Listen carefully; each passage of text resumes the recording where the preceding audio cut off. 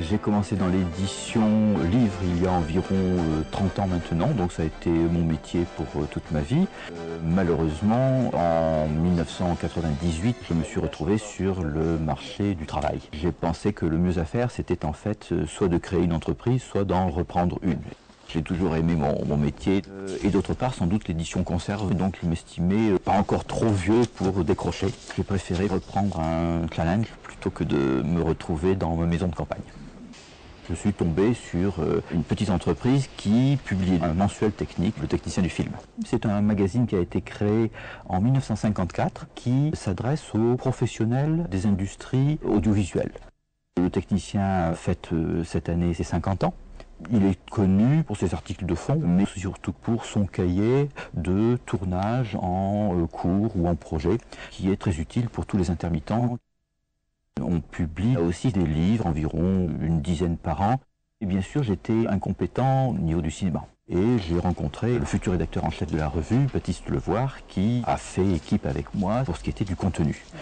La publicité était un élément primordial dans la survie de l'entreprise. C'est pour ça qu'il y a eu une troisième Laronne, notre directrice de publicité, qui dès le départ a fait partie de l'équipe. Il y a maintenant 9 personnes, plus moi qui ne suis pas salarié.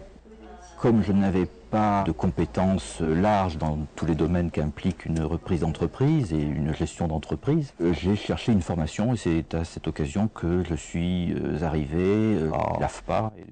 Les stages AFPA aussi ont ça de bien, parmi d'autres choses, c'est qu'ils font venir des spécialistes, des avocats, des banquiers, etc. Ça permet de constituer un réseau sur des points où les stagiaires a priori n'ont pas forcément de connaissances. L'entreprise était vieillissante, donc 2001 a été une année d'arrêt de la chute et de stagnation avec un léger démarrage en fin d'année. 2002 a été une année d'explosion du chiffre d'affaires grâce au lancement d'un technicien de film quotidien gratuit pendant le Festival de Cannes.